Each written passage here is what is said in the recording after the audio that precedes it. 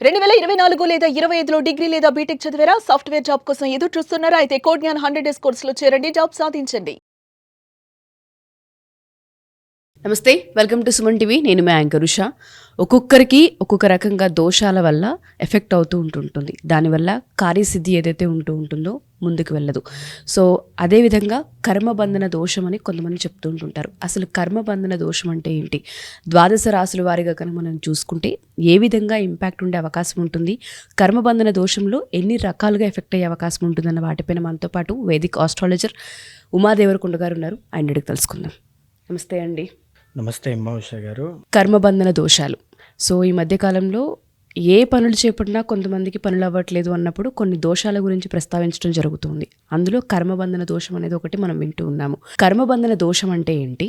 ద్వాదశ రాశుల వారి కనుక మనం చూసుకుంటే ఒక్కొక్క రాశి వారికి ఏ విధంగా ఉండే అవకాశం ఉంటుంది? కర్మబంధన దోషంలో ఎన్ని రకాలుగా ఇంపాక్ట్ అయ్యే అవకాశం ఉంటుంది అంటారు? తప్పకుండా అమ్మ. కర్మబంధన దోషము అంటే కర్మ అంటే మనం చేసేటువంటి పని అండి.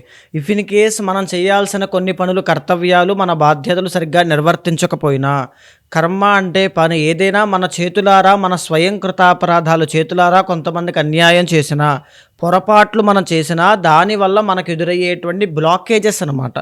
ఆ కర్మబంధన దోషాల్లో 3 రకాలు ఉంటుందమ్మా. నెంబర్ 1 పితృ రుణ దోషము. ఓకే. పితృశాపము, పితృదోషము అంటుంటారు. రెండోది మాతృ రుణ దోషము. మూడోది స్త్రీ శాపము అంటారండి.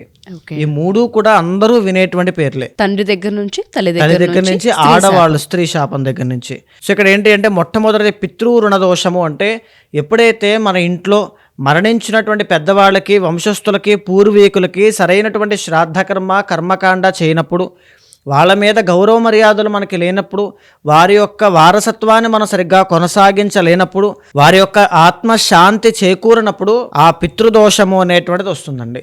దీనికోసం అనేక రకాల ఆలయాల్లో అనేక రకాల పూజలు నిర్వహిస్తూ ఉంటారు. కానీ చాలామంది అయినా సరే రెమెడీ అవ్వక ఇబ్బంది పడుతూ ఉంటారమ్మా. ఇది ఉంది అని గమనించడానికి గల కారణం మొట్టమొదటి సంతానం కలగదండి. ఓకే. వంశము అనేటువంటిది ముందుకు అభివృద్ధి చెందదు, ఆగిపోతుంది. రెండోది రుణ బాధలు, అప్పుల బాధతో తీవ్రంగా ఇబ్బంది పడతారు. మూడవది కెరీర్లో ఇబ్బందులు తీవ్రంగా వచ్చేస్తాయండి. నాలుగవది ఆస్తి తగాదాలు. అంటే ఆ పూర్వీకుల యొక్క ఆస్తి పంచుకోవడానికి కూడా అది వాళ్ళకి వెళ్ళక వీళ్ళకి రాక కోర్టుల్లో పడి, సెటిల్మెంట్స్లో పడి అలాగే ఉంటుంది తప్ప దానివల్ల ఏ ఉపయోగం ఉండదు. తండ్రి వైపు ఉండేటువంటి బంధువులు అందరూ కూడా దూరం అయిపోతారండి. సో మానసికంగా ప్రశాంతత ఉండదు. అంటే ఎటువైపు ఏం చూసినా అన్నీ బ్లాకేజీలా కనబడుతూ ఉంటాయి బికాజ్ ఆఫ్ పితృశాపము. ఇకపోతే రెండోది మాతృ రుణ దోషము. తల్లిని హింసించినా, కొంతమంది తల్లిని కొడుతూ ఉంటారండి. తల్లిని కొట్టినా, లేకపోతే ఆవిడకి ఏదైనా అన్యాయము చేసినా, 4 మదర్స్కి సంబంధించినటువంటి ఏదైనా ప్రాబ్లం ఉన్నా, వాళ్ళకి సంబంధించినటువంటిది ఏదైనా ఇబ్బంది జరిగినా ఈ మాతృ రుణ దోషము కనబడుతుంది. ఇది జాతకంలో చంద్రుడి యొక్క గమనం ద్వారా మనం తెలుసుకోవచ్చు. ఓకే. దీనివల్ల ఏం జరుగుతుంది అంటే మనిషికి మానసికంగా ప్రశాంతత అనేటువంటిది ఉండదండి. అంటే ఆ వ్యక్తికి డబ్బు ఉంటుందమ్మా, తర్వాత ఐశ్వర్యం అంతా ఉంటుంది, కానీ ఏంటి అంటే ప్రశాంతత ఉండదు, నిద్ర పట్టదు, డిస్టర్బ్ అయిపోతారు. Trauma, over thinking, anxiety, depression, ఒక డార్క్ నెగిటివ్ ఫేజ్లోకి వెళ్ళిపోతారండి. వైల్డ్గా బిహేవియర్ కనబడుతూ ఉంటుంది. అంటే వాళ్ళకి ఎవరిని చూసినా కోపం వచ్చేస్తుంటుంది. వాళ్ళు ప్రశాంతంగా ఉండలేరు, ఎదుటి వారిని ప్రశాంతంగా ఉంచలేరు. ఏది పట్టుకున్నా ఫెయిల్యూర్. చిన్న విషయానికి కోపం వస్తుంది. వాళ్ళ యొక్క ఆరోగ్యాన్ని వాళ్ళే దెబ్బతీసుకుంటూ ఉంటారు. అంటే సెల్ఫ్ డిస్ట్రక్షన్ అనమాట. మాతృ రుణ దోషం ఉన్నప్పుడు ఇలాంటివే కనబడతాయండి. ఇకపోతే మూడవది స్త్రీ శాపము అనేటువంటిదమ్మ. దీనివల్ల ఏంటి అంటే ఆడవాళ్ళ వల్ల ఇబ్బందులు రావడం కానీ, మెరిటల్ లైఫ్లో తీవ్రమైన ఇబ్బందులు చూడడం కానీ, లేకపోతే ప్రేమలో ఫెయిల్ అవ్వడం కానీ, లవ్ ఫెయిల్యూర్స్ ఎక్కువగా చూడడం కానీ, బిజినెస్లో పార్ట్నర్షిప్లో ఫెయిల్ అవ్వడం కానీ, శుక్రుడు అండ్ 7th హౌస్ బట్టి ఇది ఉందా లేదా అని తెలుస్తూ ఉంటుందమ్మా, జన్మజాతకం రీత్యా. తర్వాత ఈ స్త్రీ శాపం ఉన్నటువంటి వాళ్ళకి ఏ తప్పు చేయకపోయినా వాళ్ళ మీద ఎలిగేషన్స్ వస్తాయి. అంటే ఆ పలానా స్త్రీని ఏడిపించారు, ఆ మహిళతో అసభ్యకరంగా ప్రవర్తించారు, వాళ్ళు ఏం చేసినా చేయకపోయినా కొంతమంది ఇది ఫేస్ చేస్తారు. అది స్త్రీ శాపం వల్లనే కలుగుతుంది. తర్వాత వాళ్ళ జీవితంలో ఏ నష్టము కలిగినా చాలా వరకు ఏదో ఒక స్త్రీ వల్ల, మహిళ వల్లనే కలుగుతూ ఉంటాయి. అది భార్య, కూతురు, అత్తగారు, స్నేహితురాలు, శ్రేయోభిలాషి, అధికారి, ఎవరైనా కావచ్చు. ఏదో ఒక స్త్రీ వలనేది కలుగుతూ ఉండడం వల్ల ఇది స్త్రీ శాపంగా శాస్త్రం చెప్పిందమ్మా. ఓకే. ఈ 3 రకాల కర్మబంధనాలు మనిషికి ఉన్నాయి అంటే ఏదో ఒక విధంగా మీరు ఇందాకన్నారు పదం అంటే కార్యసిద్ధి, అవును. అది జరగదండి. ఓకే. ప్రతి పనిలోనూ ఆటంకాలు వస్తూనే ఉంటాయమ్మా. సింహరాశి. సో ఒక్కొక్క రాశికి ప్రిడిక్షన్ ఒక్కొక్కలా ఉంటుందని చెప్తూ ఉంటాం. రాశిని బట్టే ఏ విధంగా ఉంటుంది ఈ సంవత్సరానికి అని కూడా మాట్లాడుతూ ఉంటుంటారు. రాశి ఫలాలకు అంత ప్రత్యేకత కూడా ఉంటుందండి. బట్ తెలుసో తెలియకో కొన్ని ఏవైతే శాపాలు ఉంటుంటాయో, దోషాలు ఉంటుంటాయో, మనం చేయాలనుకున్న పనులు ముందుకెళ్ళవండి. అలాగే సింహరాశి వారి విషయంలో కనుక మనం చూస్తే మనం కర్మబంధన దోషం గురించి మాట్లాడుతూ ఉన్నాము. ఈ రాశి వారికి మీరు చెప్పిన పితృదోషం కావచ్చు, మాతృదోషం కావచ్చు, స్త్రీశాపం కావచ్చు, ఏదైనా సరే ఉంటే ఎటువంటి ఇబ్బందులు కనిపించే అవకాశం ఉంటుంది అంటారు. ప్రిడిక్షన్ అనేది అలర్ట్ అవ్వడానికి, ముందు జాగ్రత్త పడడానికి, దాంతోపాటు రెమెడీ తీసుకోవడానికి మనం చెప్తూ ఉంటాం. ప్రాబ్లం ఉన్న దగ్గర సొల్యూషన్ ఉంటుందని ఆబ్వియస్లీ మీరే చెప్తారు. సో వీళ్ళని అలర్ట్ చేయడానికి ముందుగా మనం అంటే ఎక్కడ ప్రాబ్లం ఉంది, వీళ్ళు ఏం చేస్తే బెటర్ అంటారు? తప్పకుండా అండి. ఇక్కడ సింహరాశి వాళ్ళకి ఒకవేళ ఈ కర్మబంధన దోషాల్లో ఏదైనా ఉన్నట్లయితే వీళ్ళకి ఎక్కడ ఎఫెక్ట్ చేస్తుందంటే వీళ్ళకి ఏ నిర్ణయం తీసుకోవాలో అర్థం కాని పరిస్థితుల్లోకి వెళ్ళిపోయి ఒక రాంగ్ డెసిషన్ తీసుకోవడం, మోసపోవడం, నష్టపోవడం, జీవితంలో ఎదుగుదల ఆగిపోవడం. సో ఏ నిర్ణయం తీసుకోవాలో తెలియక ఏదో ఒకటి రాంగ్ డెసిషన్ తీసుకుని మోసపోవడం, నష్టపోవడం, ఎదుగుదల ఆగిపోవడం. మ్యారిటల్ లైఫ్లో బాగా గుర్తుపెట్టుకోండి, మ్యారిటల్ లైఫ్లో ఆర్టిఫిషియల్ మెకానికల్ రిలేషన్ ఉంటుంది తప్ప ఆర్గానిక్గా ప్రేమ, అనుబంధము ఇవేమీ కూడా అక్కడ కనపడవు. తర్వాత పార్ట్నర్షిప్లోకి వెళ్ళి నమ్మి మోసపోతారు, లేదా మీరే మోసం చేశారు అనేటువంటి ఒక ఎలిగేషన్ అయినా మోసుకుంటూ వస్తారు. ఐదర్ మోసపోతారు, లేకపోతే మీరే మోసం చేస్తారని ఎలిగేషన్ వస్తుంది. తర్వాత వాహన ప్రమాదాలండి. ఎప్పుడూ లేని విధంగా కర్మబంధన దోషాలు ఉన్నప్పుడు సింహరాశి వాళ్ళకి విపరీతంగా అప్పులైపోతారండి. Sudden downfall in financial status అనమాట. Completely down. ఎంత డౌన్ అంటే ఇంకా తల పట్టుకుని కూర్చునే పరిస్థితికి వచ్చేస్తారు.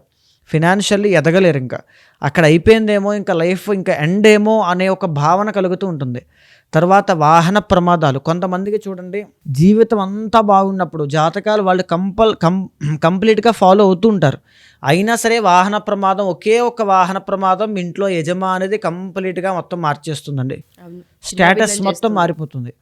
అదే కర్మబంధన దోషం అండి. ఏది కూడా మీ దాకా రానివ్వదు. ఏది కూడా అది సుఖాన్ని, సంతోషాన్ని అనుకున్నది, ఎక్స్పెక్ట్ చేసింది ఏది కూడా. బదులుగా మానసిక ప్రశాంతత లేకపోవడం, ఎప్పుడూ టెన్షన్లు, అప్పులు, ప్రమాదాలు, హాస్పిటల్స్ చుట్టూ తిరగడం, ఎవరో చేసిన తప్పుని మీరే చేశారని మీరు అపనిందలు పాలవడం, లేకపోతే ఎవరో తప్పు చేస్తే, ఫర్ ఎగ్జాంపుల్ మీ ఇంట్లో వాళ్ళు ఎవరికో అనారోగ్య సమస్య, మీ దగ్గరున్న రూపాయి ఖర్చు పెట్టి కష్టపడి దాచుకుని ఏదో కొనుక్కుందాం అనుకునే లోపు అక్కడికి డబ్బులు ఇవ్వాల్సి వస్తుంది.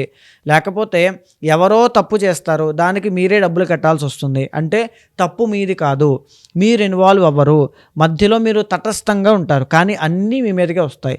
ఎలిగేషన్స్ వస్తాయి, తర్వాత మీ మీద నీలాపనిందలు వస్తాయి, తర్వాత మీరు తీసుకునే కొన్ని సందర్భాల్లో రాంగ్ డెసిషన్ మేకింగ్ వల్ల ప్రాబ్లమ్స్లోకి పడతారు. ఈవెన్ మనీ కూడా ఎంతటి తీవ్రమైనటువంటి లాసెస్ అంటే సడన్ లాసెస్ అండి, సడన్ చేంజెస్ అనమాట. వెంటనే ఒక్క క్షణంలో మొత్తం అంతా మారిపోతుంది. Hormonal imbalances, stomach related problems, urinary tract infections, family లైఫ్లో డిస్టర్బెన్సెస్, సంతానము నష్టపోవడం, అబార్షన్ కానీ ఇలాంటివి జరగడం, లేకపోతే సంతానం కలగడానికి అనేక రకాల ఆరోగ్య సమస్యలు ఇబ్బంది పెట్టడం, ఇలాంటివన్నీ కలుగుతూ ఉంటాయండి. వీళ్ళకి మల్టిపుల్ సోర్స్ ఇన్కమ్ అనేటువంటిది వచ్చే అవకాశం ఉన్నా, 4, 5, 10 రకాలుగా డబ్బు సంపాదించే యోగ్యత ఉన్నా, ఆ స్కిల్ ఉన్నా ఆ సంపాదన రాదు. అంటే ఇది చేసి అది చేస్తే అయిపోయిందండి జీవితం సెట్, కానీ ఇది చేయడానికి అది చేయడానికి సహకరించదు, వాళ్ళు చేయలేరు. ఎందుకు అంటే అంతే, అది సహకరించదు. ప్రకృతి ఎక్కడా కూడా అవకాశం ఇవ్వదు. ఏదో ఒక విధంగా ఆటంకాలు వీళ్ళ గమ్యాన్ని చేరుకోనివ్వదండి. తరువాత మేజర్లీ ప్రేమ అండ్ సంతానం రెండిట్లోనూ ఫెయిల్యూర్స్ చూస్తారు. ఈవెన్ అండ్ హైయర్ ఎడ్యుకేషన్ కూడా మూడోదండి. ప్రేమ అండ్ సంతానం, ప్రేమలో ఫెయిల్యూర్ అవ్వడం కానీ, సంతానంలో నష్టపోవడం కానీ, లేకపోతే హయ్యర్ ఎడ్యుకేషన్కి వెళ్తూ ఉన్నప్పుడు మధ్యలో చదువు ఆగిపోవడం కానీ, ఈ మూడిట్లో 3 చూడవచ్చు. మూడిట్లో ఏదైనా చూడవచ్చు. ఇందాక నేను చెప్పినటువంటి ఏదైనా గుణాలు కనపడవచ్చు. సో ఎవరికి వారుగా ఈ లక్షణాలు కనిపిస్తున్నాయి అని అంటే కర్మబంధన దోషం ఉందేమో అని ఒకసారి చూపించుకోవడం, లేదంటే పరిహారం చేసుకోవడం మంచిది అంట. చాలా మంచిదమ్మా. ఏదైనా సరే వీళ్ళకి పరిహారం కనుక మనం చూపించాలి అనుకుంటే దాని నుంచి ఏదైనా మనం రెమెడీని తీసుకోవాలంటే ఏ విధంగా ఉంటుంది అంటారు? చాలా కష్టపడుతూ ఉంటారండి. అన్ని ఆలయాలు కానీ ఎక్కడెక్కడో తిరిగి చేస్తూ ఉంటారమ్మా.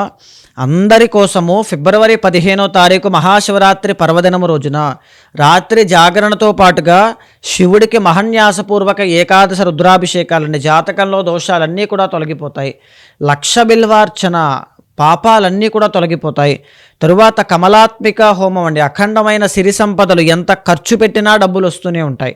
సుదర్శన హోమం, ఇఫ్ ఇన్ కేస్ మీ చేతులతో మీరు ఏదైనా గోవుని కానీ, కుక్కని కానీ, పాముని కానీ, బ్రాహ్మణ, కన్యా, ఋషి శాపములు ఏవైనా చేసి ఉంటే అవి పోవడానికి సుదర్శన హోమం అండి. శత్రు బాధలు కానీ, నరఘోష కానీ అన్నీ పోతాయి. తరువాత శ్రీరుద్ర హోమం, గురుబలం పెరుగుతుంది, రాహుగ్రహ దోషాలన్నీ పోతాయి. రాజశ్యామల హోమం అండి. మంచి పదవీ యోగాలు, జాబులు రావడాలు, స్థిరపడ్డాలు, సంతోషంగా ఉండడాలు అన్నీ కూడా జరుగుతాయి.